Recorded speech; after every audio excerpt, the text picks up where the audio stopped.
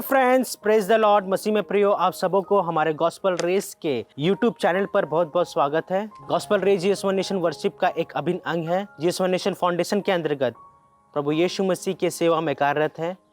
हमारे gospel race का एकमात्र उद्देश्य और कार्य यह है कि कनेक्टिंग पीपल विद जीसस, अर्थात लोगों को प्रभु यीशु मसीह के जीवित वचन के अनुसार उन्हें जोड़ना। इसके अंतर्गत हम प्रभु यीशु मसीह के जीवित वचनों को गॉस्पल रेस व्लॉग के माध्यम से हम यूट्यूब पर प्रसारित करते हैं। आज के इस 12वां जो हमारा 12th एपिसोड है, उसमें हम यीशु मसीह के दिए गए 2 आज्ञा के बारे में हम जानेंगे। इसे जानने के लिए हम पवित्र शास्त्र बाइबल में से निकालेंगे, जो कि हमें मिलता है मत्ती उसका 22 अध्याय 37 पद। यहाँ ऐसा लिखा है, उसने उससे कहा, तू परमेश्वर अपने प्रभु से अपने सारे मन और अपने सारे प्राण और अपनी सारी बुद्धि के साथ प्रेम रख। और जब हम दूसरा आज्ञा जब हम पढ़ते हैं, जो यीशु मसीह के द्वारा दिए गए दूसरी आज्ञा, हमें मिलता है मत्ती 22 अध्याय 39 पद। मत्ती 22 अध्याय 39 पद। यहाँ ऐसा लिखा है, और उसी के समान ये दूसरी भी है कि तू अपने पड़ोसी से अपने समान प्रेम रख। तो प्रभु में प्रियो परमेश्वर इस 2 वचन में हमें प्रेम के संबंध में हमें बतलाता है। प्रेम परमेश्वर की बात है, परमेश्वर का वचन प्रेम है, और ये वचन भी परमेश्वर के द्वारा या यीशु मसीह के द्वारा दी गई ये वचन भी एक प्रेम है। तो आइए हम जानते हैं कि परमेश्वर हमें इस वचन में, जो कि मत्ती 22 अध्याय 37 पद में मिलता है, कि परमेश्वर ने हमें प्रभु से हमें अपने प्रेम करने की बात कहता है। कैसे? सारे मन से, सारी बुद्धि से हमें उन्हें प्रेम करना है। जैसे परमेश्वर ने हमसे इतना प्रेम किया कि अपने इकलौते पुत्र को हमारे लिए दे दिया, ताकि जो कोई भी उस पर विश्वास करे वो नाश ना हो वरन अनंत जीवन पाए। ठीक वैसे ही परमेश्वर ने हमसे जैसा प्रेम किया है, ठीक उसी तरह हमें भी अपने परमेश्वर से उसी तरह प्रेम करना है, और हमें प्रेम से अपने जीवन को चलाना है। जब हम मत्ती उसका 22 अध्याय 39 पद में पढ़ते हैं, तो परमेश्वर हमें यह कहता है इस वचन में, इसी समान ये दूसरी आज्ञा भी यही है कि तू अपने पड़ोसी के समान, अपने पड़ोसी जो अपने आसपास जो पड़ोसी है, फ्रेंड्स है, फ्रेंड सर्कल है, अपने दोस्त है, पड़ोसी है, नेबरहुड जिसे हम कहते हैं इंग्लिश में, उनसे भी भेदभाव नहीं करना है। चाहे वो कोई भी रिलीजन्स का हो, चाहे वो कोई भी कास्ट का हो, या कोई भी अलग डिनोमिनेटरी से आते हो, हमें प्रेम करना है। हमें प्रेम से सब चीज़ हैंडल करना है, सब बातों से प्रेम दर्शाना चाहिए, क्योंकि परमेश्वर का वचन हमें पहला यूहन्ना उसका 4 अध्याय 8 पद में जब हम पढ़ते हैं, तो यहाँ लिखा यह मालूम होता है, जो प्रेम नहीं रखता वह परमेश्वर को नहीं जानता है, क्योंकि परमेश्वर प्रेम है। सचमुच परमेश्वर प्रेम है। परमेश्वर इस वचन में जो कि हमें मिलता है पहला यूहन्ना उसका 4:8 में कहता है कि जो प्रेम क्यों नहीं करता है, क्योंकि वो परमेश्वर को नहीं जानता है, इसलिए वो प्रेम नहीं करता है। जब परमेश्वर को जानेंगे, पहचानेंगे वचन के द्वारा, या वचन से हम पढ़ते हैं या सीखते हैं या सुनते हैं या देखते भी हैं यूट्यूब में, तो वैसे ही हम परमेश्वर के प्रेम को अधिकाई से जानते हैं।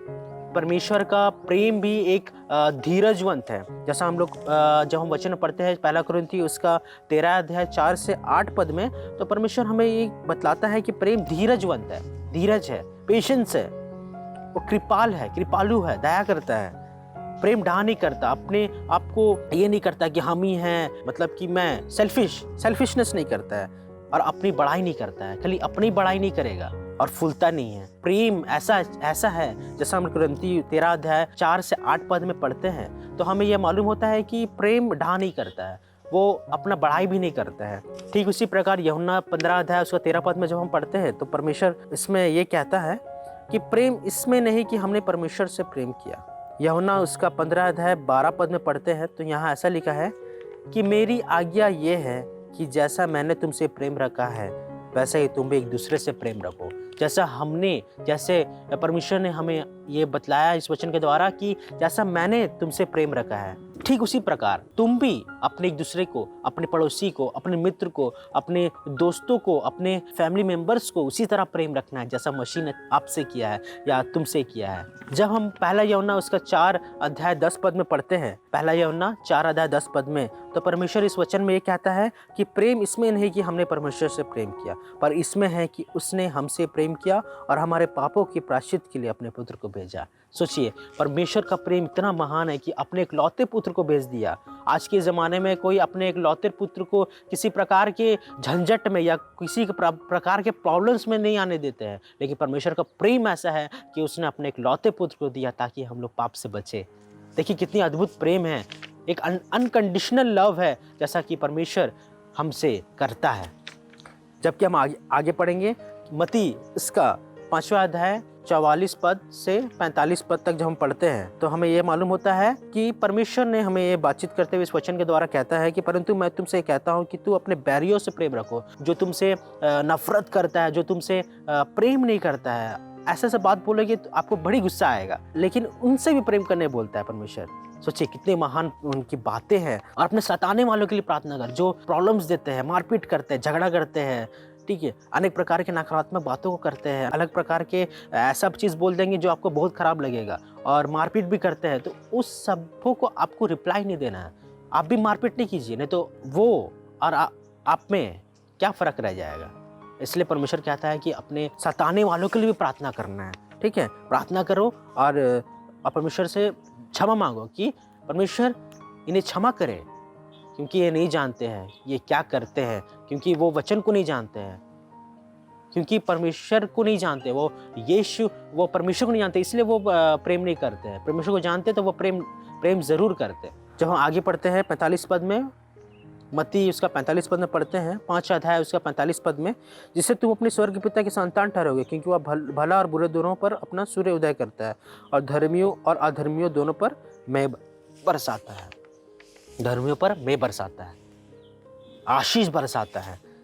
वो भले और बुरे दोनों का उदय करता है, दोनों का सुधि लेता है। इसलिए प्रभु प्रियो, हमें परमेश्वर की इस वचन को सारे मन और सारे प्राण के साथ एक्सेप्ट करना है, हमें अपने लाइफ में अप्लाई करना है और अपने पड़ोसी को अपने समान प्रेम रखना है। जैसा आप अपने को प्रेम करते हैं, अपने आप से प्रेम करते हैं, वैसे ही आप दूसरों से भी प्रेम रखें।